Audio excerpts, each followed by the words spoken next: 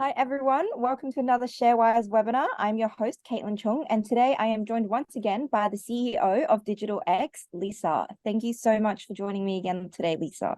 Thank you. It feels like just yesterday I was here. Well, we are back again today because we have some very exciting news. For those that have not heard, DigitalX put out an announcement yesterday.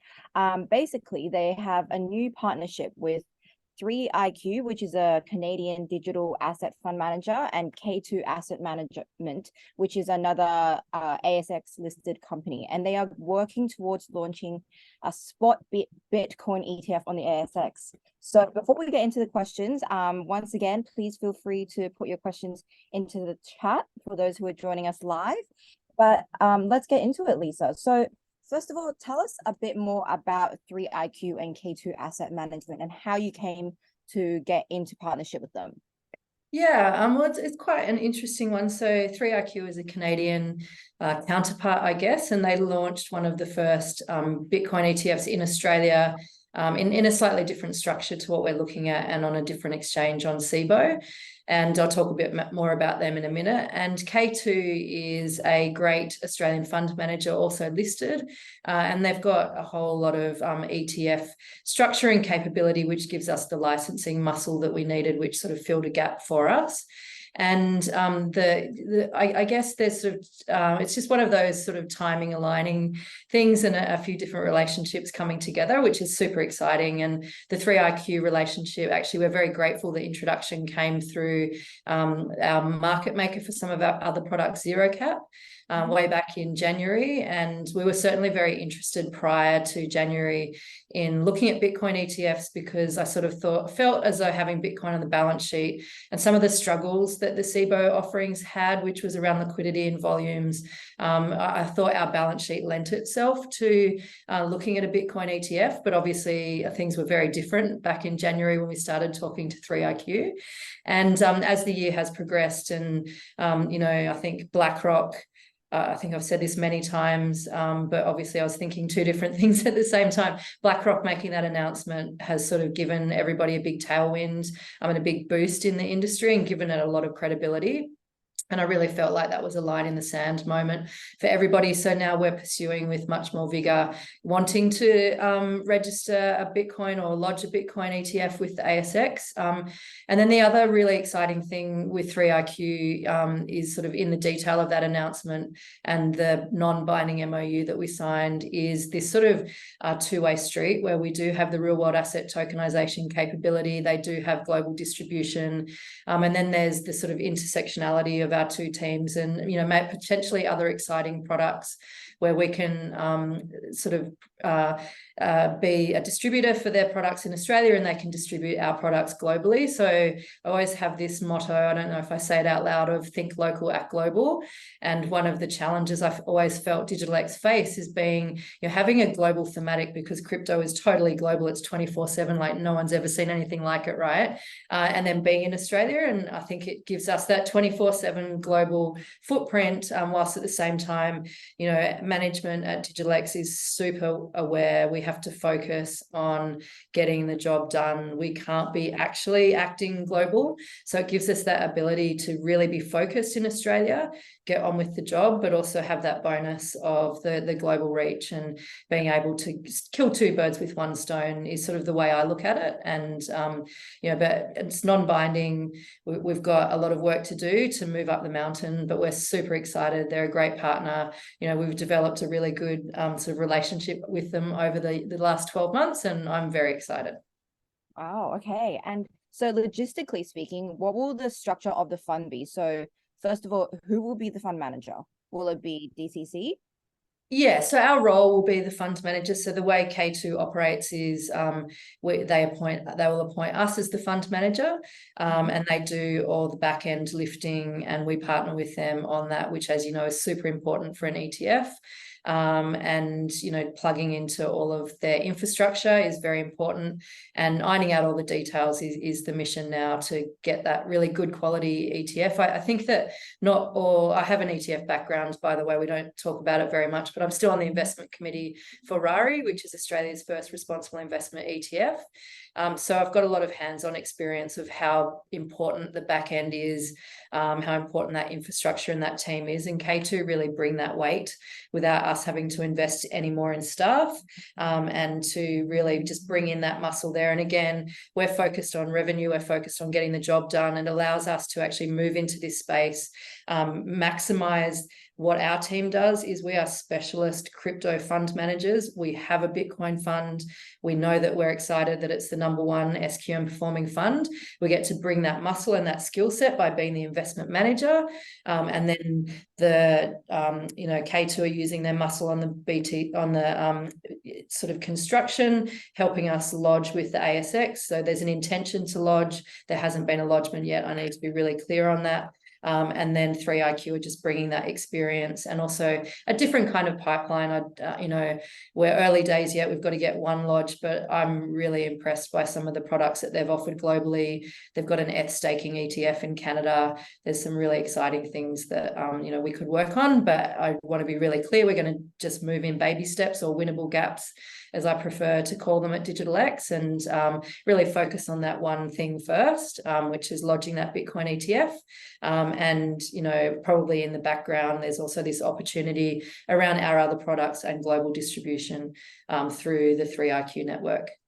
And have you thought about fee structure? Like how will the fee be split between the three companies? Oh, look, I think there's a cost story, and we all know that ETFs can be quite expensive. So really, that's also of benefit to us to sort of share the love that way, to put it that way. And then, I think it's no secret that I come from Bendigo Bank, and I always think that partnerships work best in what we call shared value. So what you'll see from us is shared value in the way the costs are shared and the way the fees are split as well.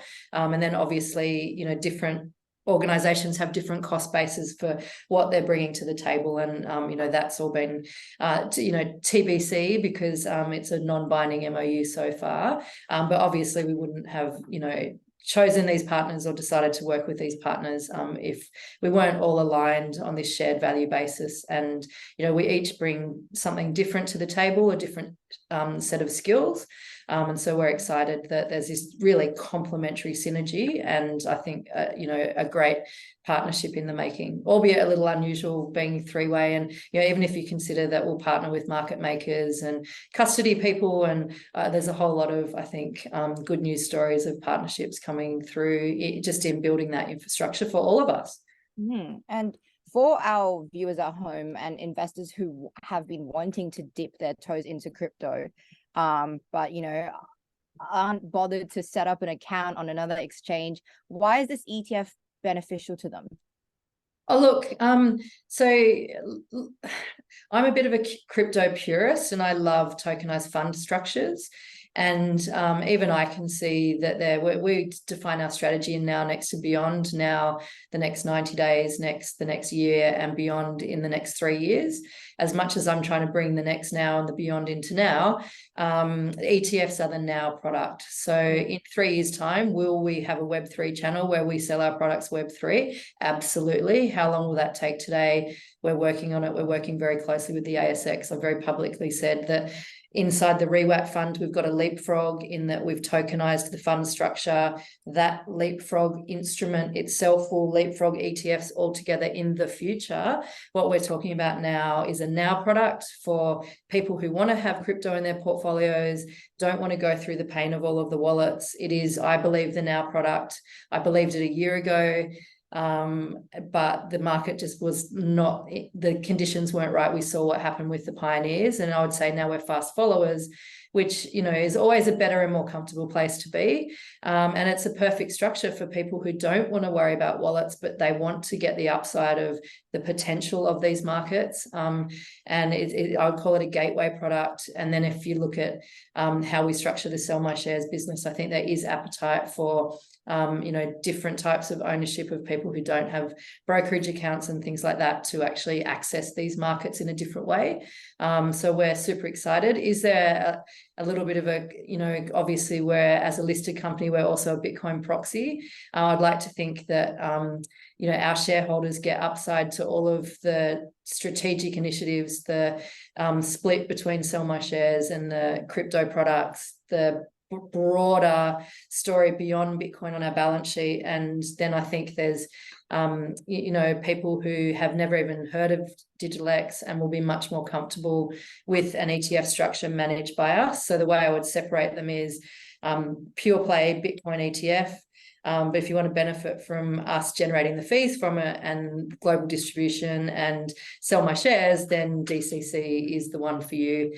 And obviously it's an unknown where, investors will put their money, but I feel like we're creating optionality by launching the Bitcoin ETF. And you mentioned before that this partnership with 3iQ, you'd look to launch other products down the line. So is this an ongoing collaboration, and like, would you be looking at listing further ETFs with them? And if so, which digital assets? Oh, so so in the announcement, we have referred to other products and broader products. I might speak more generally about my vision for ETFs and crypto, as opposed to directly talking about specific products. But I do think that once the ASX allows for a physical Bitcoin ETF, and applications are still in, that's still an unknown. What we're seeing in the States is applications for ETH ETFs, and there was speculation overnight that BlackRock would do a Ripple ETF, and we're certainly consider ourselves to be thinking along those lines. That's why we're experts in crypto, right? So our universal scoring matrix, which is our proprietary investment process on how we select crypto, we rank and file crypto like we would equities portfolios, and we certainly have our eye on candidates that we believe potentially are suitable for that. And there's a list of ones that sort of at the moment the only 3 that meet my strict sort of institutional criteria, as I've said before, in the crypto portfolio, so let's keep it there, Bitcoin, ETH and Ripple.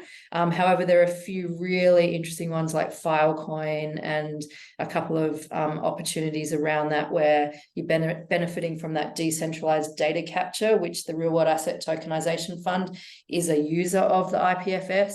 So if we know what we know about our views on real world asset tokens, it makes sense to look at those data plays. However, they are not green lighted at the moment in our institutional ranking in the universal scoring matrix.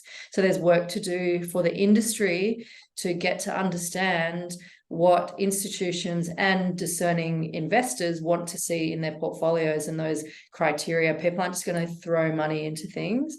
They make investment decisions very carefully, as do we. And at least we can, we see part of our role with that universal scoring matrix as, once we get a little bit more known, is to sort of open up to founders of tokens and let them know what our criteria are so they can see the changes that they need to make to get in the ring for that. And we have a question from a viewer. What is your forecast for revenue generation from this launch in the first year of operation if it proceeds? Yeah, look, I'm unable to talk about that. It wasn't in the ASX release, and it wasn't in the ASX release because it's just a non-binding MOU. We've got a timeline of about 12 weeks of the application process with the ASX. So that's going to be our focus in the short term. I appreciate that we are a company that needs revenue, and I would not have prioritized this if I did not feel it was going to be a revenue story in the time frame mentioned. However, it's not in the ASX release, and we don't have visibility over that. Okay, well, with that, thank you for the question. It's a tough gig, not being able to answer directly questions like that, and it's just the nature of we just can't get over our skis in what we talk about. And everybody knows that listing ETFs is really hard work. Part of my history is being a pioneer in that space with Rari, and that was unusual at the time because it was the first one with ESG and responsible investment criteria, and we had many iterations with the ASX to really nail that product. That was a partnership with about 10 super funds and myself at Bendigo Bank at the time. So it's an unknown having these sort of effectively, even though we're fast following, we're still a little bit of a pioneer because nothing's been approved yet. And actually, I wanted to ask, it's a spot ETF. How is that specifically beneficial to the company? Well, I think it's just the channel. We've already got a spot Bitcoin product, which is the wholesale product. So from my point of view, it's opening a retail channel, and also being able to leverage our track record, because this is an unknown space for people, and we do have the #1 performing SQM fund overall, not even in crypto, in that Bitcoin fund. Our crypto fund has one of the world's first 5-year track records. In fact, it's 5.5 years now, and our Bitcoin fund has over a 3-year track record. So we're quite early in the space, and for me, it's a channel to leverage that reputation that we have in the market for being a fund manager in this space and open up a new channel. And what I can say is, obviously, as CEO, my role is strategic, right? And the way we describe, as I've said, at DigitalX now, next and beyond, and the top of, and the metaphor I use internally is a mountain, and the mountain that we're climbing, and the top of the mountain was this retail offering. And so that's why I'm excited, because I'm able to bring that little bit of beyond, which was retail, into the now, which means that we're executing on the strategy and really prioritizing kicking that goal in that retail space, which we haven't been there in the funds management space before, right? Sell my shares, we've got that muscle.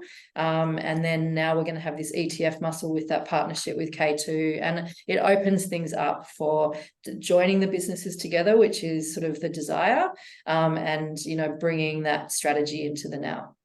Well, the DCC team has a very busy Christmas. We do. We will not be. We'll I won't say that. Everybody gets a break on Christmas Day. Well, with that Going to be I almost turn into the Grinch then. I won't be the Grinch for the team, but the CEO probably won't be getting much of a Christmas snow. Well, hopefully you do get some well-deserved rest. But thank you so much for joining me again, Lisa. It was really lovely chatting to you. Thank you, and thank you for the support. Thank you. Bye-bye. Bye.